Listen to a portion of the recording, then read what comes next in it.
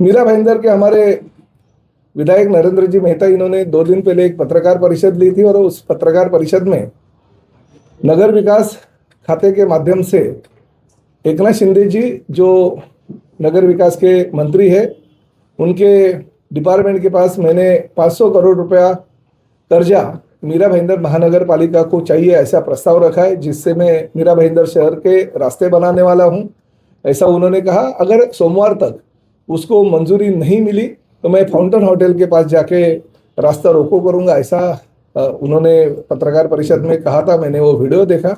मैं बहुत बहुत उनको शुभकामनाएं देता हूं कि ऐसे काम उनको करना चाहिए, क्योंकि समाज में काम करते वक्त बाकी के जो केसेस आपके ऊपर दर्ज है उसके साथ साथ समाज के अगर विकास के कुछ केसेस होते हैं तो अच्छा है, मगर जिन कार्यकर्ताओं को लेके आप ये रास्ता रोको कर रहे हैं, नेशनल हाईवे बंद करने के बाद बहुत बड़े बड़े गुनाह दाखिल होते हैं, वो कार्यकर्ताओं को जरा देखना चाहिए।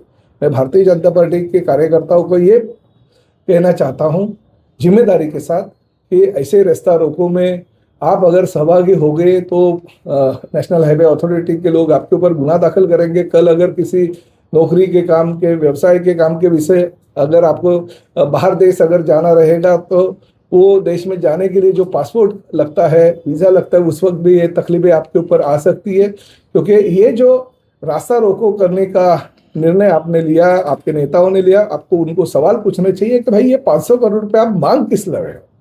500 कोटी रुपया जो मीरा भाईंदर शहर के रास्ते पूरे हो चुके हैं, जो रास्ते 90% से ज़्यादा, 80% से ज़्यादा पूरे हो गए, उनके बिल चुकाने के लिए अगर कर्जा आप मांग रहे हो और जिस बैंक से कर्जा आप ले रहे हो वो बैंक का ऐसा कहना है कि मीरा भाईंदर महानगर पालिका क्षेत्र की जितनी भी कॉरपोरेशन की प्रॉपर्टी है वो 30 साल के लिए अगर हमारे पास गिरवी रखेंगे तो ये हम ये कर्जा देंगे।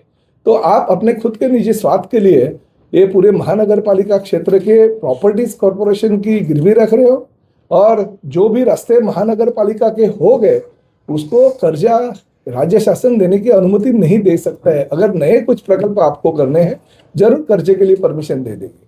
मगर एक साइड में प्रताप सरनाईक, एकनाथ शिंदे साहब मुख्यमंत्री थे, उस वक्त उन्होंने करीबन 1000 करोड़ रुपए के रास्ते बनाए, उनके बिल भी अदा किए एमएमआरडीए के माध्यम से।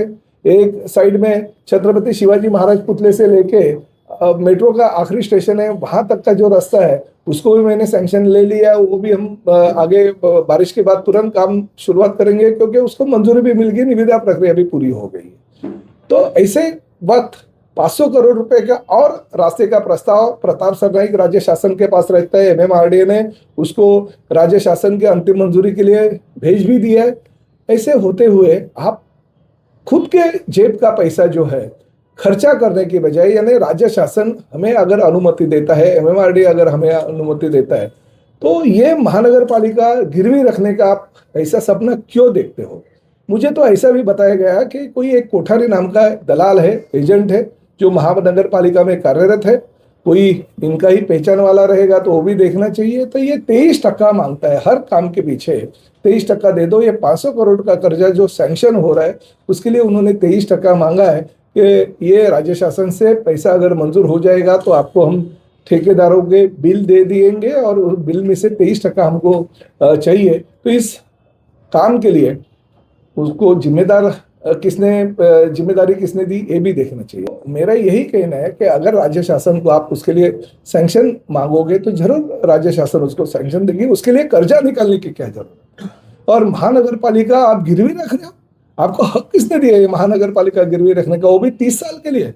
मैंने माननीय मुख्यमंत्री जी को खत दिया और उस खत में मैंने पूरा का पूरा जो जो चीजें हैं वो चीजें पूरी लिखी है, और मैंने ये कहा है कि मैं लोक प्रतिनिधि शहर का हूँ, मैं महानगर पालिका गिरवी रखने परमिशन बिल्कुल किसी को नहीं दूंगा। अगर आप चाहते हो कि नहीं, जो की बिल ठेकेदारों ने काम किया उसका बिल देने के लिए अगर कॉर्पोरेशन को कर्जा मंजूरी करना है तो जरूर राज्य शासन निर्णय ले ले। मगर लोक प्रतिनिधि के तौर पे मेरा यही अभी भी कहना होगा कि किसी एक व्यक्ति के निजी स्वार्थ के लिए अगर महानगर पालिका 500 करोड़ रुपया लेके कर्जा लेके अगर गिरवी रखने का कोई अगर कॉर्पोरेशन अगर ये निर्णय लेती रहेगी तो वो गलत है। शहर के विकास के दृष्टि से आगे आने वाली जो पीढ़ी है वो हमें कभी माफ नहीं करेगी।